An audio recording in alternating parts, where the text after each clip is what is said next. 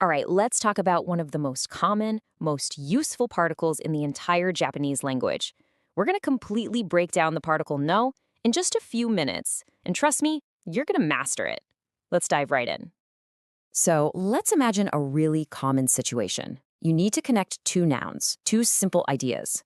Like, how would you say Takeshi's phone number? It sounds basic, right? But getting this right is absolutely key to sounding natural.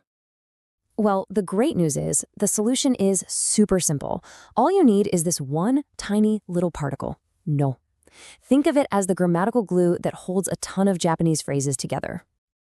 Okay, but here's the thing. To really use it right, there's one golden rule you have to know, and it's all about the word order.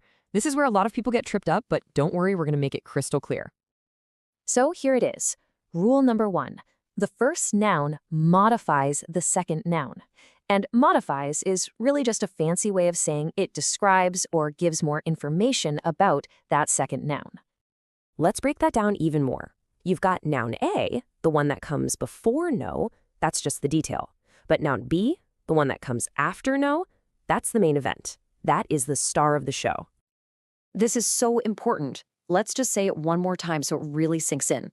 The noun after no is always the main idea. If you can just remember that one thing, you've basically unlocked the whole concept. So we get the order, but what kind of connections can this little particle actually make? Well, it's way more flexible than you might think.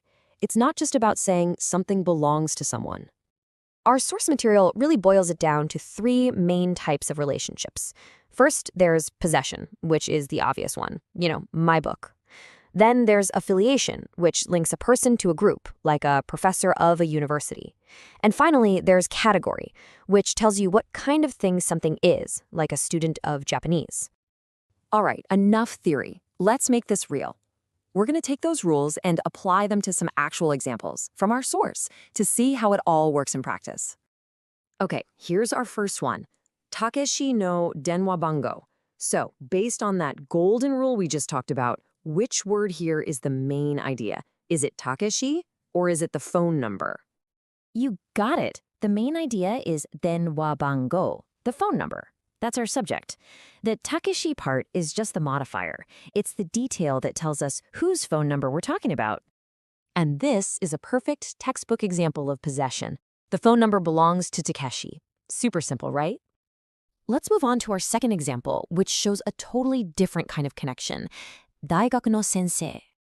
So if we follow the rule, what's the main subject? It's sensei, the professor. The word before it, daigaku or university, just tells us where this professor belongs. It's their affiliation. It's just a supporting detail. So the whole phrase just means a university professor. And the relationship here is affiliation. See that? The same particle is creating a totally different kind of link between the words. It's pretty cool. And for our last example, let's look at Nihongo no gakusei. I bet you're starting to see the pattern here, right?